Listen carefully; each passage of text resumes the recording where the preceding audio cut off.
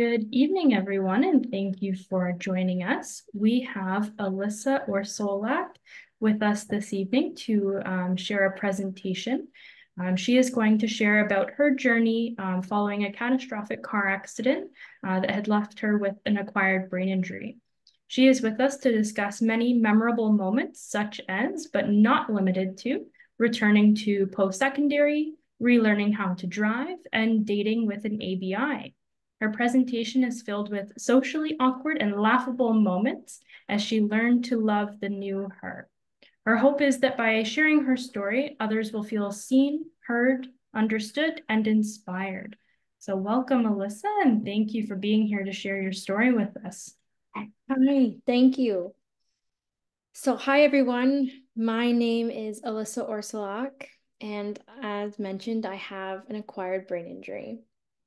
I would like to thank the Brain Injury Association of Waterloo for this opportunity to share my story and answer any questions you may have. I would also like to thank all of you for being here tonight and sitting through all of my anecdotes, especially those of you who are watching who may have a brain injury. Most, if not all of us, understand that we fatigue fast and can't concentrate for long periods. So it's greatly appreciated that you're making time to be with me tonight. I'd also like to dedicate this presentation to a few people who made tonight possible. The first responders who saved my life, and my rehabilitation team that has worked diligently beside me for the last 6 years. My family, who has loved me unconditionally and has supported me throughout my recovery. My idol, Robin, who reminds me daily that I can do hard things. And my husband, Tyler, who has been my rock throughout all of this, especially the last week. He has been there to listen to me practice this speech a million times.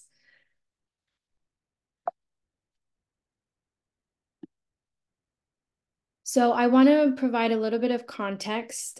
Before my car accident, I was 20 years old. I was a straight A student, and I had just finished my second year at Trent University as an English major within the concurrent education program. My goal was to be a primary junior teacher and someday work myself up to being a principal. At the time, I was living in a student rental with 3 friends that I had met on campus. And for me, this was a dream come true because I've always wanted to be an educator. So my accident happened on July 23rd, 2016, and I was a passenger in the motor vehicle accident. On impact, I had fractured my pelvis, lacerated my liver, broke both wrists. One had even ripped through my skin, broken my nose. I had a stroke. I fractured my skull. I had 2 brain bleeds, and now, of course, I have an ABI. When the police and ambulance had arrived, they used the jaws of life to pry me from the car and airlifted me to Kingston Hospital. I immediately went into surgery for them to put pins and plates into both my wrists, and then the doctors put me into an induced coma and on life support for 2 weeks. When I woke up, I was able to recognize my family, but I was unable to remember their names. I forgot how to walk, eat, drink. I couldn't tell time or draw a clock. I couldn't remember words or how to spell. I couldn't even remember how old I was. Some of the symptoms that I had suffered with were headaches, nausea, fatigue, problems with speech, blurred vision, ringing in the ears, smell and taste, my short-term memory, concentration problems, mood swings, rigidness, and difficulty sleeping. And these are still symptoms that I am dealing with, but throughout my recovery and rehab, I've learned ways to cope with them.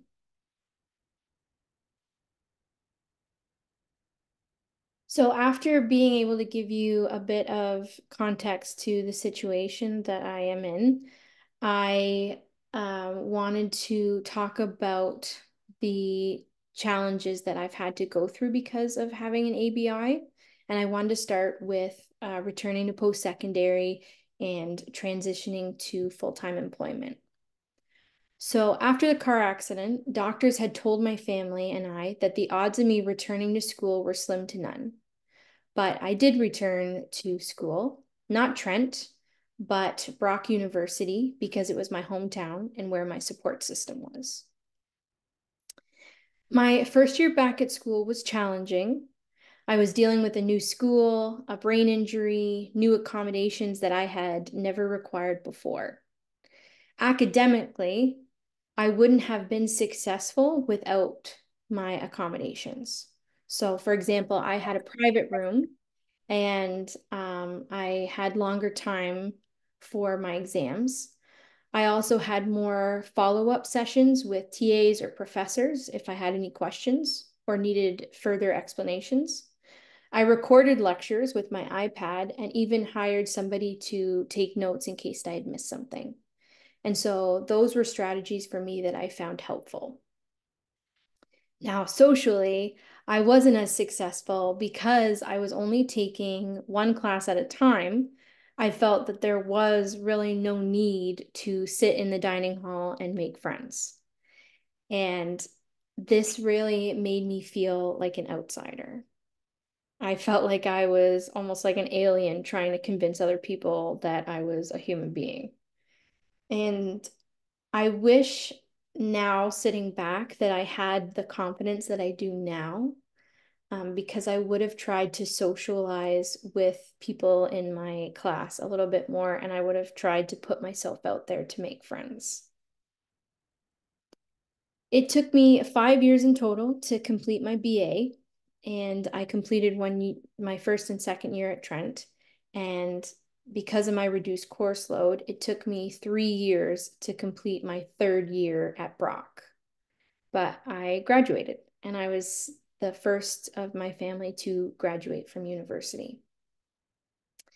And once I had finished my undergrad, I had a really hard decision to make if I would return to teachers college or if I would try something new.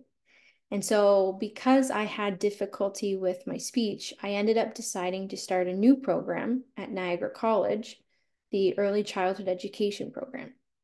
And this ended up opening doors for me that I had never envisioned for myself. I ended up having a placement at a Montessori school, and I fell in love with the children, the teachers, and the overall philosophy. And I ended up getting hired at this school and worked full-time hours. And this was my first time getting a job. And so I had talked to the head of the school, and we worked out a way to have accommodations. So when I first started working full time, I would be in the classroom for 4 hours, but then the rest of the day, I would be in the nap room, which was a small, dark, quiet room. And it was a great place for me to take a mind break and reset for the day.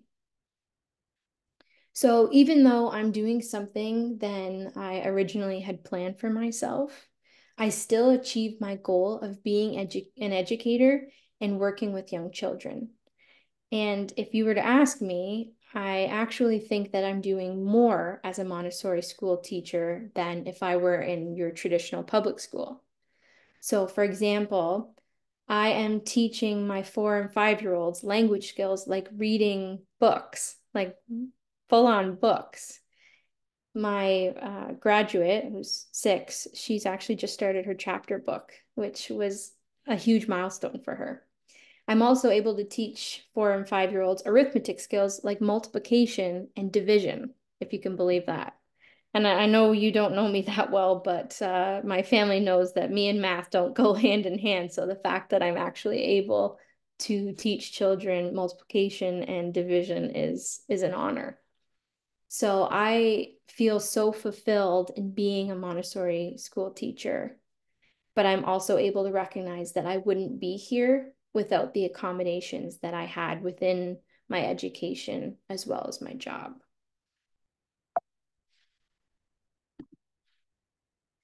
So driving, this was a really hard one for me because after the accident, once I had my cast removed, I was able to go back to driving. And a few months into my recovery, I ended up taking the catastrophic test and was deemed catastrophic, which meant that my license would be immediately revoked. And that was devastating for me because being able to drive was actually one of the last things that was still normal for me after my car accidents. And I needed a driving service that would help me get from school to rehab appointments and gym classes. And I remember walking up to the car and wondering where I was going to sit. Do I sit in the front seat? Do I have to talk to the driver? Am I allowed to change the radio station? It was really strange and uncomfortable. And you have to remember, 7 years ago, Uber wasn't really a thing. So it was very weird to have a stranger drive me around town. And then within this driving company, there were actually drivers that I felt were less qualified to drive than me. And that is where my car anxiety comes from, was because I was the passenger. If I don't have control, then I become anxious. And so sitting in a car with a stranger that I felt was less qualified made my anxiety levels just skyrocket. But after 2 years, I was able to retake the catastrophic tests and I passed. And I was able to go back to driving school, which I can appreciate as a huge victory for me. But it was also embarrassing to have to restart for me. I had to go back to driving school, and my driving instructor was only a few years older than me. And then when I got my G1, my parents had to drive with me, and it made me feel like I was 16 again, and I'd already gone through all of these stages. But I'm thankful to say that I've passed all my tests. I have my independence back. But throughout that journey, I learned that restarting, no matter how many times we must, is actually a sign of our resiliency. And starting over does not make us a failure. It actually shows our strength.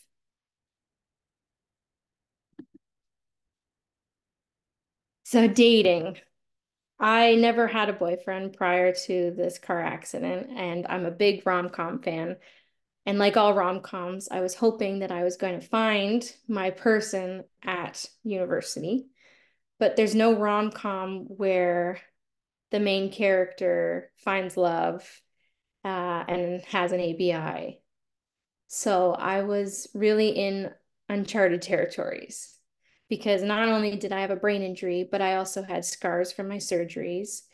My driving license was suspended. I was unable to work. I just began rehab as an outpatient, and I was involved in a lengthy lawsuit, which, if you ask me, that's a lot to lay on a person over a cup of coffee. So I ended up joining a brain injury support group that was ran by my speech language pathologist. It actually sounded like a speed dating for brain injury patients, but I thought, why not? Tinder certainly was not going to work for me. And lo and behold, I did end up meeting my first boyfriend at the brain injury support group. And we had dated for a short period of time and ended up going separate ways. But what was the most heartbreaking for me was the fact that I thought that I would not be able to find somebody who was willing to love me, and that this person was going to be the only one willing to love me because he had a brain injury too. I felt so insecure and abnormal and unworthy of love that I really didn't believe that there would be someone out there for me. But I ended up getting back on the horse, and after a handful of mediocre dates later, I ended up meeting my husband, Tyler. And on our first date, I was very upfront about the baggage that I had carried, and I told him that if my brain injury was too much for him, that this would be the time to run, but he stayed. And 2.5 years later in our relationship, he proposed. We bought a house together, we've gotten married, and we're hopeful that one day we'll be able to start a family. And so Tyler has accepted me for all that I am and all that I'm not. But here's the thing. I also accept him for all that he is and all that he's not. Being in a relationship is all about embracing your partner's imperfections and loving them completely. So I would like to take a 5-minute break if everyone's okay with that. I am mindful of the fact that all of those here tonight, especially if you have an ABI, you may be in different stages of recovery. And I know that myself, 7.5 years ago, would not have been able to sit through an entire presentation. So I'd like to invite everybody to take 5 minutes to refresh, go to the bathroom, maybe grab a bite to eat, and come back in 5 minutes so we can start.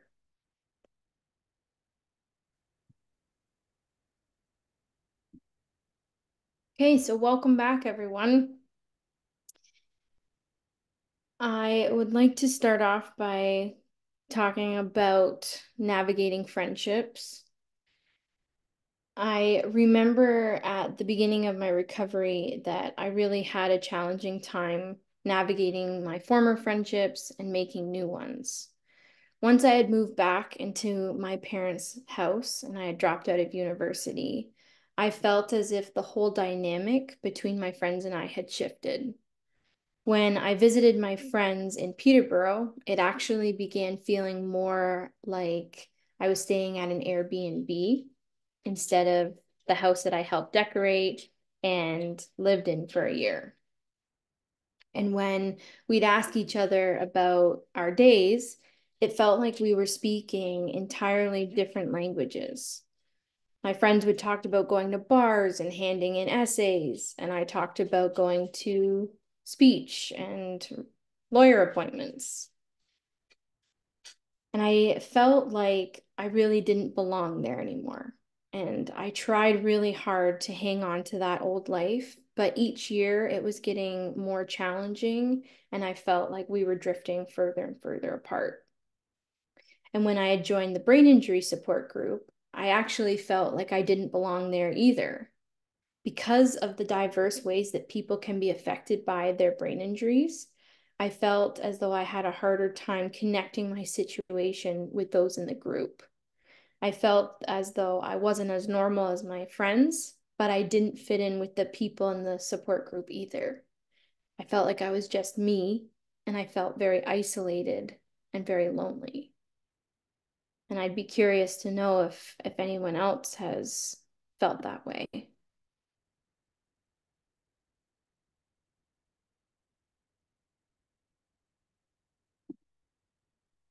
So having a brain injury and going through the car accident has made me go through the stages of grief for the first time. And so I'd like to start with denial and anger. The car accident flipped my whole world completely upside down. And I had spent the first 2 years in major, major denial. I didn't have a brain injury and I wasn't mad, is all I kept saying. I know that no one woke up that day on July 23rd and said, you know what, today is going to be a good day to get into a car accident. I know that this was a mistake and no one meant for this to happen. And I felt as though if I pretended everything was fine, then maybe it would be. But out of the 6 people that were in this car accident, I was the only person that had to change their whole life. You know, they were able to go back to their old life, to their jobs, to their friends, and I didn't. And the scars on my body and my daily rehab appointments were constant reminders of how things had changed for me.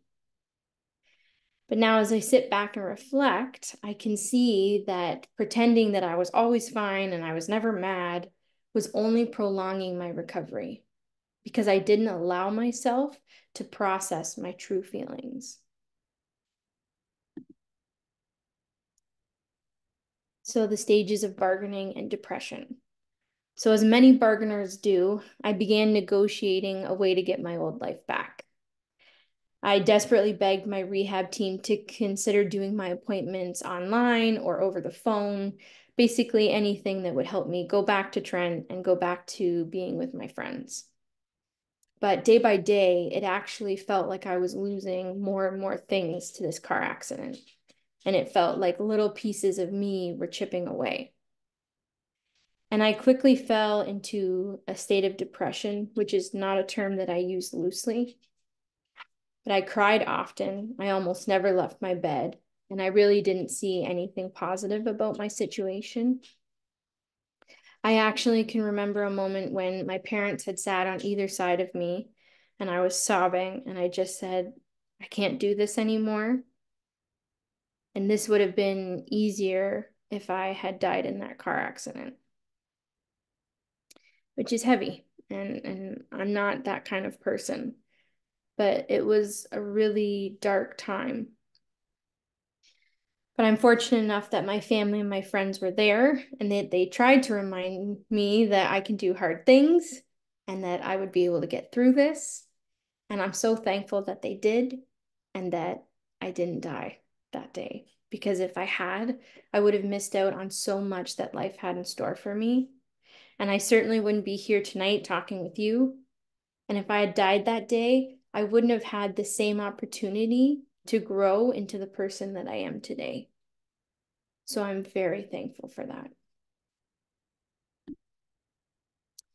And the final stage of acceptance, my recovery has given me time that I needed to realize that the new me and the new life that I was given is not a loss, but a gift, and a gift that I should be grateful for.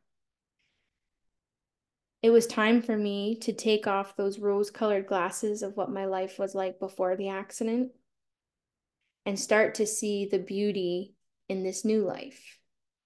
And I think that I quickly began to realize that I'm not a failure. And that was the perspective that I needed all along to begin to love my new self and my brain injury.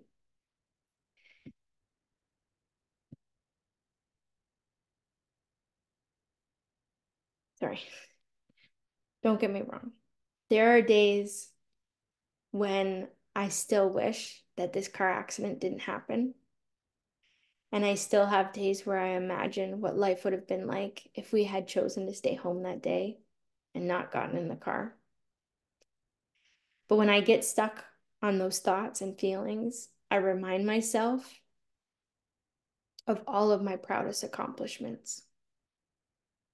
Healing is an ongoing process, and we can't change what has happened to us, but we can change how we talk to ourselves. And reaching the phase of acceptance is tough, but so are you, and you can get there.